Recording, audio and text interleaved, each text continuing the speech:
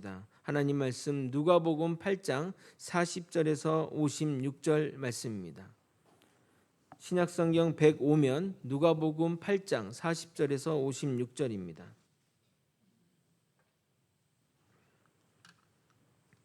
긴 본문이지만 내용의 이해를 위해 함께 읽도록 하겠습니다. 저와 번갈아 교독하시겠습니다. 제가 먼저 읽겠습니다. 예수께서 돌아오심에 무리가 환영하니 이는 다 기다렸음이러라. 예, 회당장인 야이로라 하는 사람이 와서 예수의 발 아래 엎드려 자기 집에 오시기를 간구하니 이는 자기에게 12살 된 외딸이 있어 죽어감이러라. 예수께서 가실 때에 무리가 밀려들더라.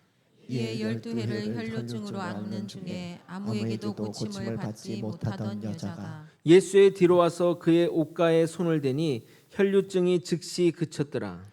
예수께서 이르시되 내게 손을 댄 자가 누구냐 하시니 다 아니라 할 때에 베드로가 이르되 주여 무리가 밀려들어 미나이다. 예수께서 이르시되 내게 손을 댄 자가 있도다. 이는 내게서 능력이 나간 줄 알미로다 하신대.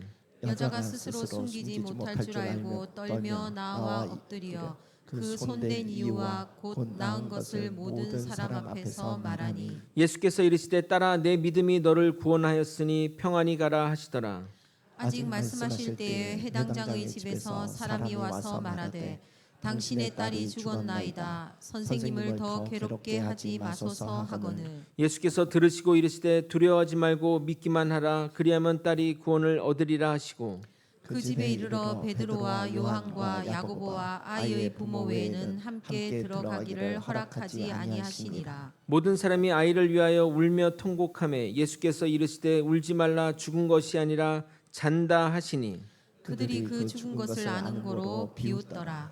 예수께서 아이의 손을 잡고 불러 이르시되 아이야 일어나라 하시니 그 영이 돌아와 아이가 곧 일어나거늘 예수께서 먹을 것을 주라 명하시니 함께 읽겠습니다. 그 부모가 놀라는지라 예수께서 경고하사 이 일을 아무에게도 말하지 말라 하시니라. 아멘. 설교 내용을 정리하고 오늘 본문으로 나아가도록 하겠습니다. 예수님이 갈릴리 건너편 이방 땅인 거라사 지역에 나아가신 이유는 세상과 가족으로부터 버림받은 한 불쌍한 귀신 들린 청년을 구원하기 위해서이며 동시에 이방 땅의 복음을 전하기 위해서입니다. 그러나 거라사 사람들은 자신의 경제적 이익을 더 크게 생각하여 예수님이 떠나가기를 간구했던 것입니다. 눈앞의 이익을 위해 눈앞에 보이지 않는 엄청난 영적 축복을 거부한 것입니다. 물론 그들은 자신들이 무엇을 버렸는지 모르겠지만 말입니다. 그런데 온 인류를 구원하시기 위해 오신 예수님이 사람들의 반대에 이렇게 쉽게 물러나냐 하는 그런 생각을 할 수 있습니다. 그러나 한 영혼의 변화만으로도 이방 땅에 복음이 전해질 수 있다는 사실을 놓쳐서는 안 될 것입니다. 결국 예수님은 귀신에게 풀려난 청년에게 고향 땅에 복음을 전하라는 사명을 줌으로써 온 인류의 구원자로 오신 예수 그리스도의 사명을 이루셨습니다. 주께 순종한 한 행위가 하나님과 함께 하시면 놀라운 결과로 돌아올 수 있다는 사실을 잊어서는 안 될 것입니다. 오늘은 예수님이 누구이신가에 대한 답을 주는 4가지 이적 중에 네 번째 이적 이야기가 펼쳐집니다. 계속 성경 본문은 우리에게 예수를 누구라 하느냐라는 질문을 던지며 믿음이 무엇인지를 묻고 있습니다. 여러분에게 예수님은 누구이십니까? 이 질문의 답이 우리의 믿음을 결정하게 될 것입니다. 혈루증으로 사회에서 천대받던 불쌍한 한 여인과 꽃도 피우지 못한 채 죽었던 12살 소녀를 소생시킨 것을 통해 예수님이 어떤 분인지 정확히 깨닫는 시간이 되길 예수 그리스도 이름으로 소원합니다. 예수님이 이방 땅인 거라사 지역에 가신 것이 유대 사람들에게 놀라운 일이었지만 오래 계시지 않고 금방 돌아왔기에 아마도 사람들은 몰려드는 무리들을 피해 잠시 그곳에 간 것이라 생각했을 것입니다. 이방 사람들은 부정한 이방 땅에는 특별한 일이 아니면 가지 않기 때문입니다. 예수님과 제자들이 갈릴리에서 예루살렘으로 갈 때 보게 되면 그 직선으로 사마리아 땅을 거치지 않고 요단 동편으로 가서 내려가서 예루살렘으로 가는 것처럼 그렇게 그런 것들 속에서 확인할 수 있습니다. 사마리아는 포로기 때 이방 민족과 결혼하여 피가 더럽혀졌다고 생각했기 때문에 정통 유대인들은 그들과 상종하지 않았던 것입니다. 예수님의 공생에 유일하게 가나안 사마리아 땅에 한번 지나갔는데 거기서 사마리아 여인을 만난 이야기가 요한복음에 기록되어 있는 것입니다. 예수님이 가버나움에 돌아왔을 때 사람들은 예수님을 환영한 이유는 다시 기적을 보기 위해서입니다. 그 가운데는 외동딸이 중한 병에 걸려 생사를 오가고 있는 회당장 야이로도 있었습니다. 회당장은 회당에서 이루어지는 업무, 즉 재판을 주관하고 설교자와 성경 봉독자를 선정하며 설교의 심사 및 감독 등의 업무 일체를 총괄하는 자로서 유대 사회에서는 매우 영향력 있고 존경받는 직책이었습니다. 그런 회당장이 예수님이 오자마자 나아가 그의 발 아래 엎드려 자신의 집에 오기를 간구하였습니다.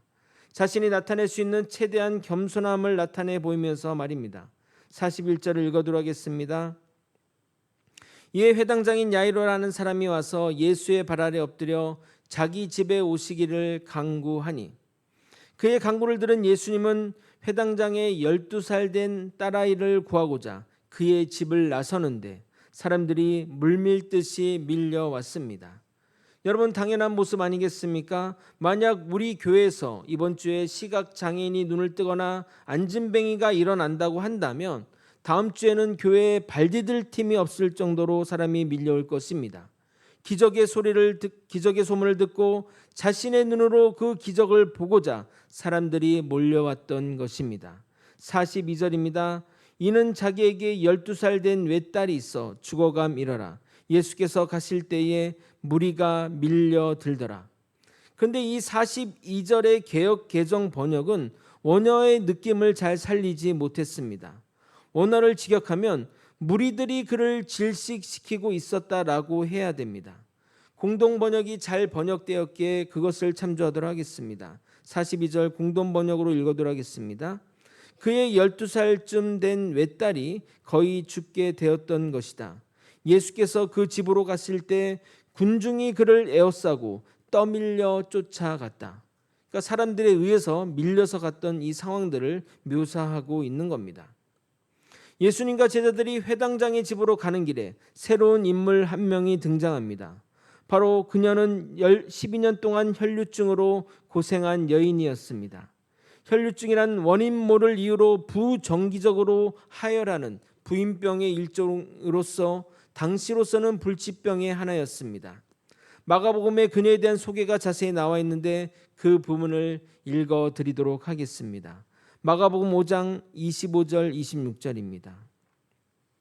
12회를 혈류증으로 알아온 한 여자가 있어 많은 의사에게 많은 괴로움을 받았고 가진 것도 다 허비하였을 때 아무 효험도 없고 도리어 더 중하여졌던 차에 그녀는 12년 동안 혈류증을 앓았는데 그 병을 고치려고 자신이 가진 모든 돈을 들여 이이사 저이사 유명하다는 사람들 쫓아가서 치료를 받았으나 아무런 효과가 없었고 오히려 더 상태가 나빠졌으니 정말 참으로 절망적인 상황이라 하겠습니다.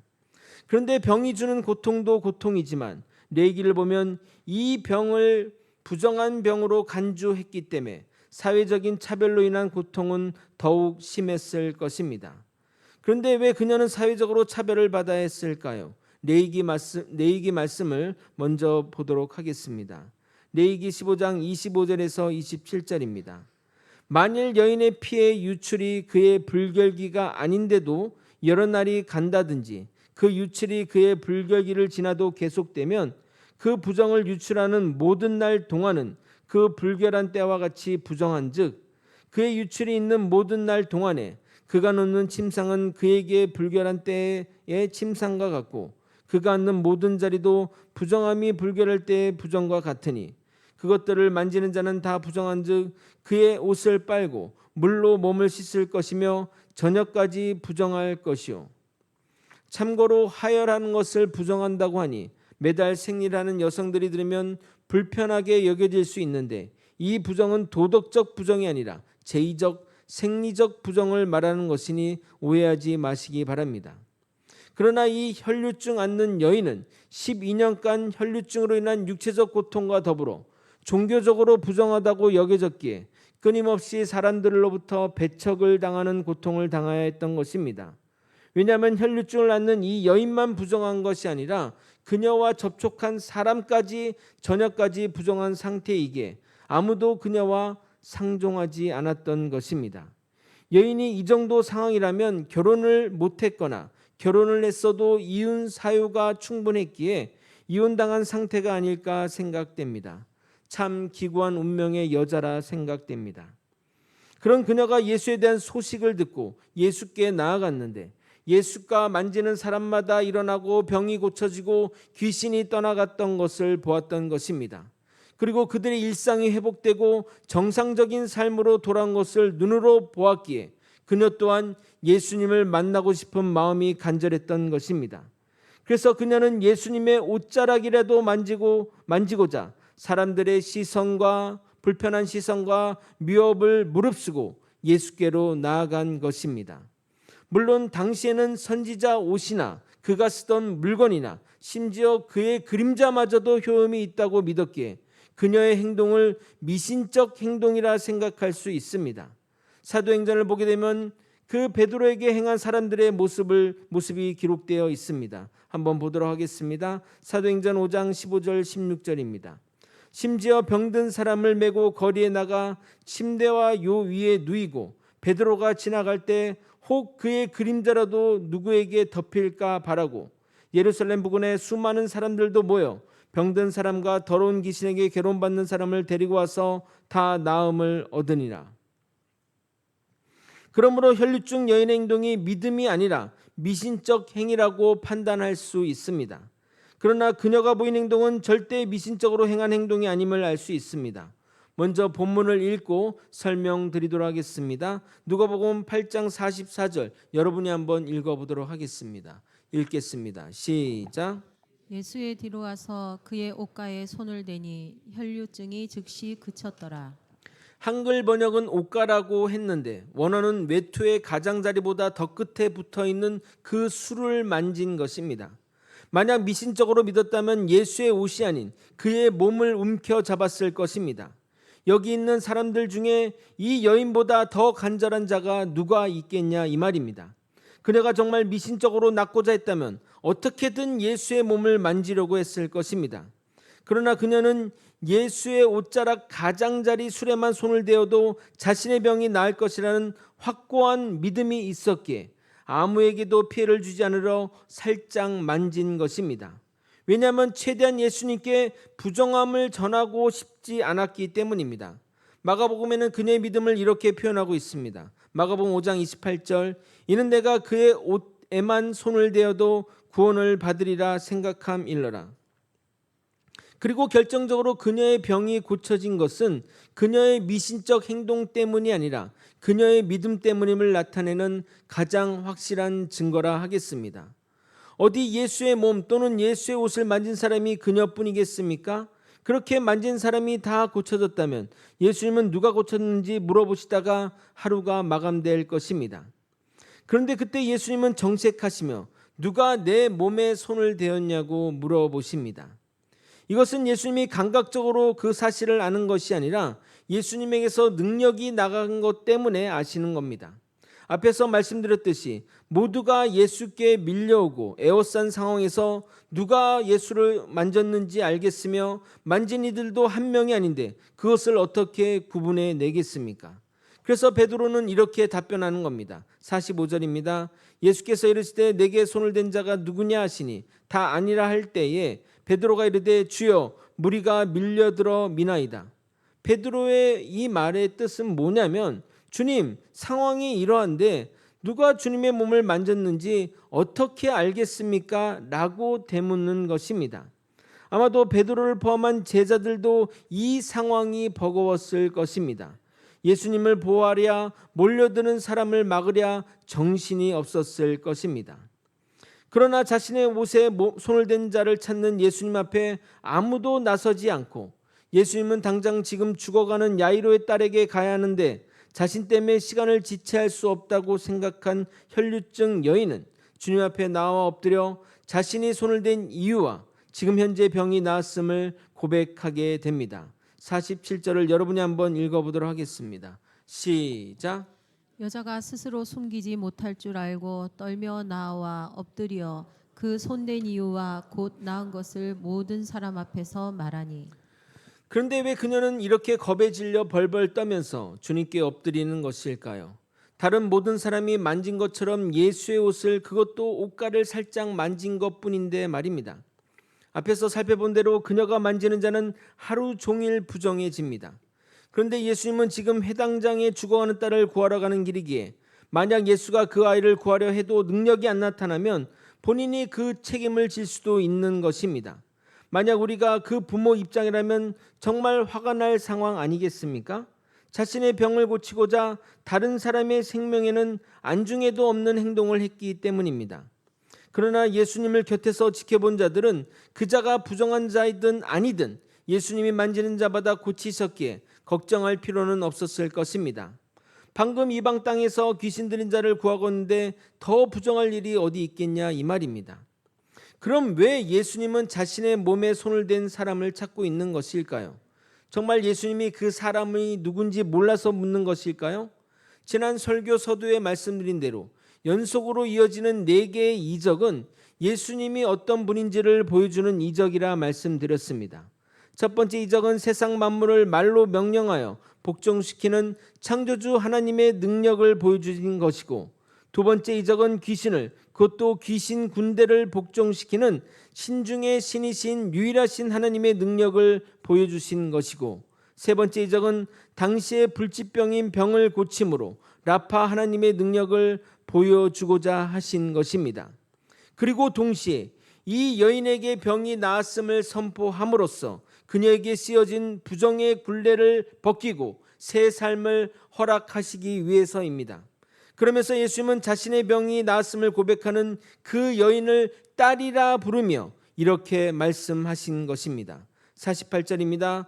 예수께서 이르시되 딸아, 내 믿음이 너를 구원하였으니 평안히 가라 하시더라.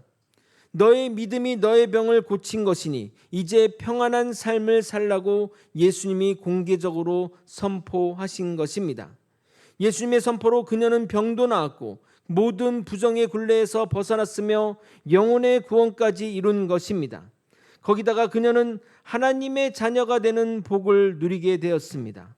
성경 외경을 보게 되면 이 여인이 후일 예수께서 십자가를 지시고 갈보리 언덕을 올라갔을 때 멈춰선 그분 얼굴에 묻은 땀을 자신의 수건으로 닦아 주었는데 그 수건에 예수님의 얼굴이 그려졌다고 기록되어 있습니다. 그때 회당장 집에서 사람이 왔습니다. 사실 이 타임에 사람이 온다는 것은 누가 봐도 좋은 소식일 리 없습니다. 생각대로 그들은 회당장의 딸이 죽었다는 소식을 전합니다. 그런데 그들의 말은 불신의 말이었습니다. 49절을 여러분이 한번 읽어보도록 하겠습니다. 시작. 아직 말씀하실 때에 회당장의 집에서 사람이 와서 말하되 당신의 딸이 죽었나이다. 선생님을 더 괴롭게 하지 마소서 하거늘. 그들의 말은 딸이 죽었으니 예수님이 올 필요가 없다는 말입니다. 물론 일반적으로 이렇게 말했다면 예의를 갖춰서 하는 말입니다. 그러나 그 말 근원에는 예수는 죽은 자를 살릴 수가 없잖아가 깔려있는 말이니 불신의 말이고 예수님이 어떤 분인지 모르고 하는 말입니다. 계속해서 화두로 던졌던 예수님이 누구이신지 모르는 자의 말이라 하겠습니다. 이에 예수님은 회당장에게 이렇게 말합니다. 두려워하지 말고 믿어라. 믿으면 딸이 살아날 것이라고 말하자 이에 회당장은 예수의 말을 믿고 예수님을 자신의 집으로 모십니다. 회당장으로서는 선택의 여지가 없을 수 있으나 어찌되었던 믿음으로 나아갔던 것입니다. 도착하였는데 당연히 딸이 죽었으니 그곳 분위기는 초상집 분위기였을 것입니다. 고대 이스라엘의 장례 문화를 보게 되면 장례 분위기를 조성하기 위해 죽은 자를 위해 울어주는 여인 둘과 피리 부는 사람을 고용하는 것이 일반적이었습니다. 그래서 그들로 인해 장례식 분위기는 더욱 슬픈 분위기가 되었을 것입니다. 과거 우리나라도 장례식에는 손님들이 와서 절을 할 때 곁에서 아이고 아이고 해주는 사람이 있었는데 어느새 그 사람들이 사라졌던 것 같습니다. 딸의 아버지가 오니 그 사람들과 더불어 가족들도 더욱 소리 높여 통곡하며 울었습니다. 그러자 예수님이 그들에게 이렇게 말씀하십니다. 52절입니다. 모든 사람이 아이를 위하여 울며 통곡하며 예수께서 이르시되 울지 말라 죽은 것이 아니라 잔다 하시니, 예수님의 입장에서는 그 소녀가 명백하게 자고 있는 것입니다. 인간에게는 죽음이라는 단어가 있겠지만 하나님에게는 죽음이라는 말이 없습니다. 마찬가지로 예수 안에서 죽은 자들은 다 잠을 자는 자들입니다. 그래서 사도 바울도 죽은 자들을 말할 때 자는 자들이라고 말하는 것입니다. 에베소서 5장 14절에 이렇게 말합니다. 그러므로 이르시기를 잠자는 자여 깨어서 죽은 자들 가운데서 일어나라. 그리스도께서 너에게 비추이시리라 하셨느니라. 그러나 눈에 보이는 현실만 보는 자들은 예수님의 말을 비웃었습니다. 그들의 비웃음은 불신앙을 나타내는 것이기도 하지만 그 아이가 정말 죽었음을 명백하게 나타내는 모습이기도 한 것입니다. 아마도 그들은 그 아이가 깨어나도 예수의 능력으로 깨어난 것이 아니라 잠시 정신을 잃었다가 깨어난 것이라고 말할 것입니다.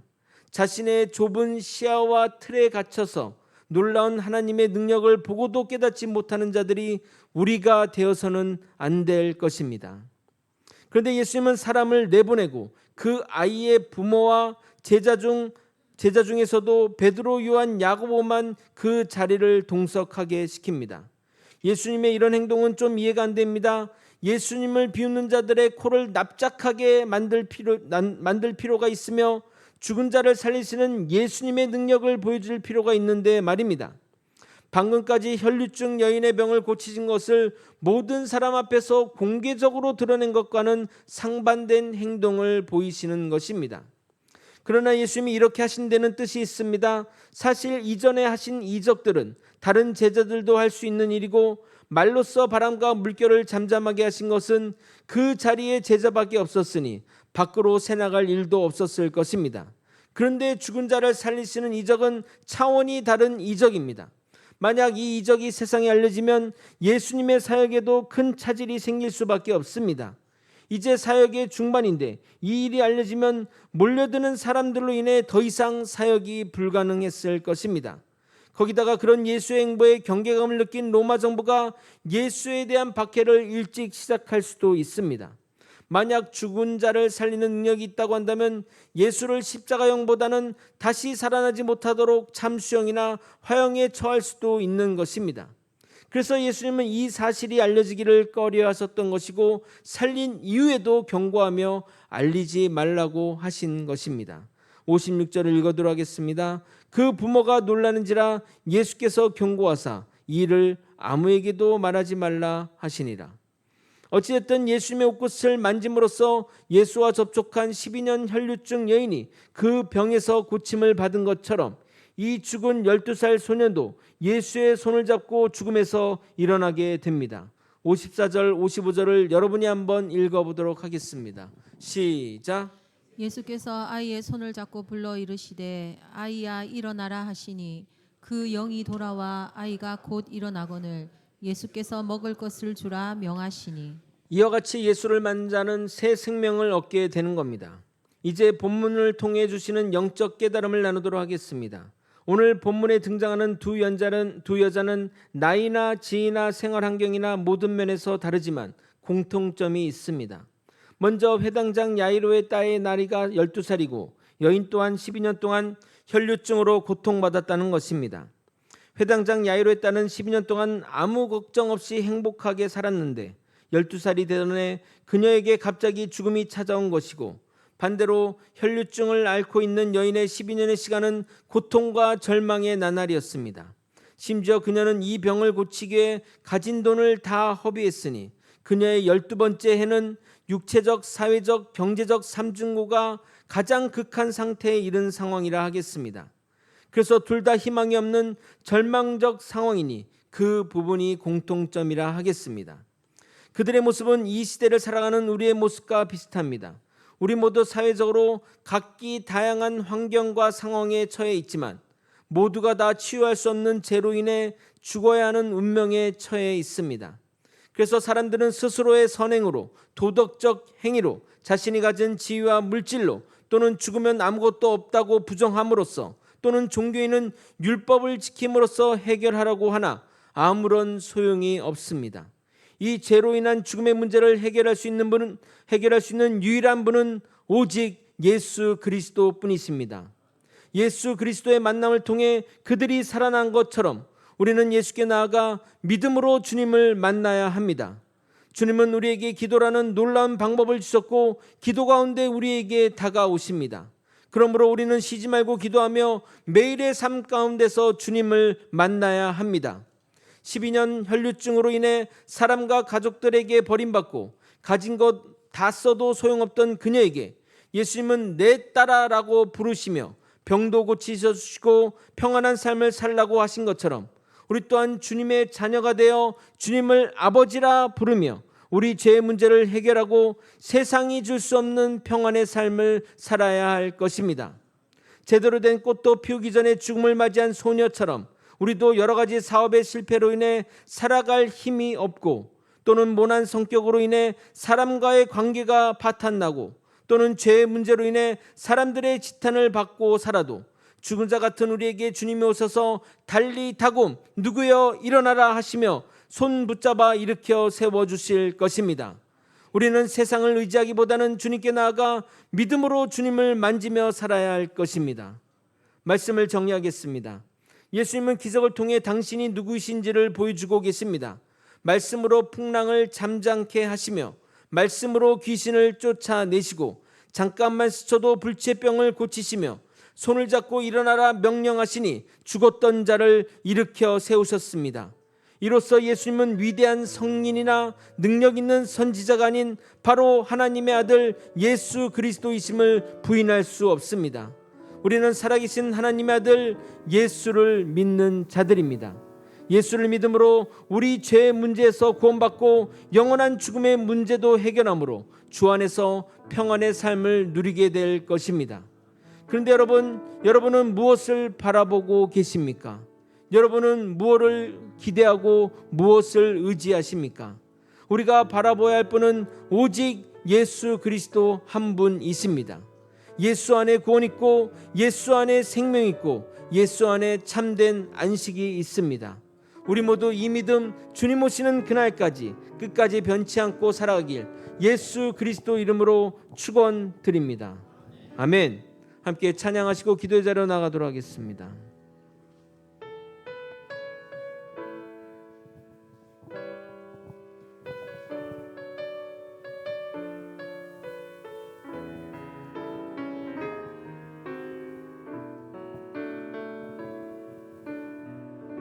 내게 허락하신 시련을 통해 내게 허락하신 시련을 통해 나의 믿음 더욱 강하게 자라나고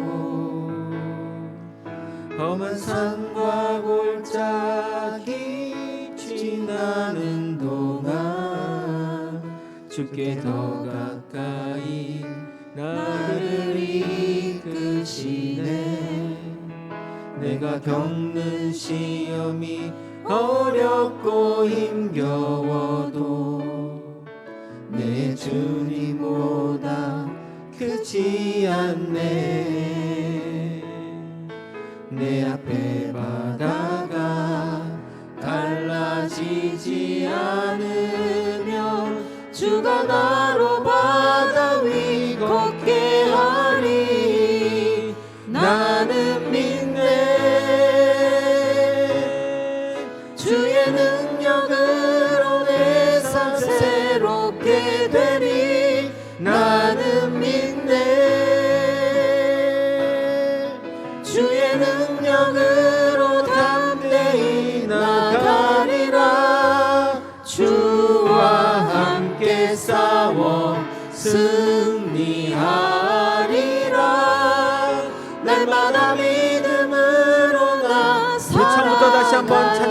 읽겠습니다. 내게 허락하신 시련을 통해 허락하신 시련을 통해 나의 믿음 더욱 강하게 자라나고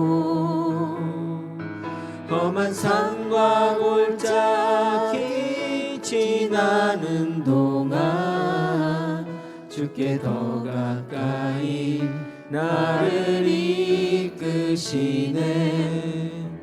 내가 겪는 시험이 어렵고 힘겨워도 내 주님보다 크지 않네. 내 앞에 바다가 달라지지 않으면 주가 나로 바다 위 걷게 하리. 나는 믿네. 주의 능력으로 내 삶 새롭게 되리. 나는 믿네. 주의 능력으로 담대히 나가리라. 주와 함께 싸워 승리하리라. 날마다 믿음으로 나 살아가리. 나는 믿네. 주의 능력으로 내 삶 새롭게 되리. 나는 믿네. 주의 능력으로 담대히 나가리라. 주와 함께 싸워 승리하리라.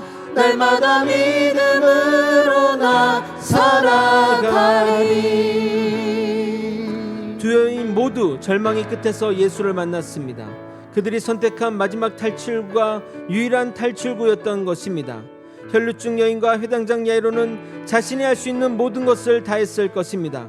인간적인 노력에도 불구하고 실패하자 주님께 나왔던 것입니다. 그런 자들을 주님이 만나주셨고 회복시켜 주신 것입니다. 나의 끝은 예수의 시작임을 믿고 언제나 주님께 나아가는 우리가 되어야 할 것입니다. 예수 안에만 구원이 있고 예수 안에만 생명이 있고 예수 안에만 살 길이 있습니다. 우리 모두 주님께 나아가 주님을 만났습니다. 이러한 기도 제목으로 주님의 이름을 믿고 통성으로 기도하시겠습니다. 주여, 하나님 아버지, 예수 안에만 생명이 있고 예수 안에만 안식이 있으며 예수 안에만 구원이 있고 예수 안에만 살 길이 있음을 깨닫게 도와주옵소서. 아버지, 혈루증 여인과 회당장 야이로는 인간이 할 수 있는 모든 노력을 했지만 결국 그 결과는 실패일 뿐이며 좌절일 뿐이며 절망일 뿐입니다. 그러나 아버지, 예수께로 나아가면, 믿음으로 예수님께 나아가면 그 안에 생명이 있고 구원이 있고 안식이 있고 아버지, 영원한 생명이 살 길이 있음을 깨닫게 도와주옵소서. 아버지, 나의 끝이 예수의 시작임을 믿고 절망의 순간에 예수를 붙들고 살아가는 아버지 우리가 되게 도와주옵소서. 어떤 상황에서도 주님만 바라보며 사는 우리가 되게 도와주옵시고 하나님 그 은혜 가운데 살아갈 수 있도록 우리를 이끌어 주시고 인도하여 주시옵소서. 주님 간절히 소망합니다. 주님 아버지 이끌어 주시옵소서. 아버지, 또한 이 시간 가운데 기도하기 원하는 것은 우리 김조자 권사님이 아버지 아침에 병원에 응급실로 갔습니다. 하나님 일으켜 세워 주시옵소서. 회복시켜 주시옵소서. 하나님의 보호하신 가운데 깨어날 수 있도록 역사하여 주시옵소서. 아버지, 12살 소명이 산 것처럼 아버지 우리 김조자 권사님을 일으켜 세워 주셔서 아버지 평안의 삶을 살아갈 수 있도록 이끌어 주시고 인도하여 주옵소서. 주님의 역사를 믿습니다. 주님의 부활하심을 믿습니다. 주님 언제나 주님께 나아가며 기도하는 우리 모두가 되게 하여 주옵시고 하나님을 더욱 믿음에 의지하는 우리가 될 수 있도록 역사하여 주시옵소서. 주님 붙들어 주시옵소서. 회당장 야이로와 또 12년 혈루증 여인이 인간이 할 수 있는 모든 방법을 다 했지만 결론은 절망이요 좌절이요 죽음이요 아버지 그냥 실망과 좌절일 뿐이었습니다. 그러나 아버지, 그들이 예수께 나아갔을 때 예수님이 그들을 살리셨고 그들을 구원하셨으며 그들에게 참 안식이 있었던 것입니다. 예수 안에 참 생명이 있고 예수 안에 구원이 있으며 예수 안에 우리의 살 길이 있음을 깨닫고 언제나 우리는 주님께 나아가는 믿음의 사람이 되게 도와주시옵소서. 이 믿음 굳건히 가지며 주님 만나는 그날까지 변치 않는 우리 모두가 되게 하여 주시옵소서. 이 모든 것 우리 주 대신 예수 그리스도 이름으로 기도드리옵나이다. 아멘. 지금은 우리 구주 예수 그리스도의 은혜와 우리 하나님 아버지의 크신 사랑과 성령 하나님의 감동감화 교통 역사하시는 귀한 은총이 나의 끝에 예수가 있다는 이 명백하고도 확고한 진리 위에 우리의 믿음을 세우고 언제나 주께로 나아가는 믿음의 성도님 머리 위에 그 가정 위에 그리고 거제 소망교회 위에 이제로부터 영원히 함께 있을지어다. 아멘.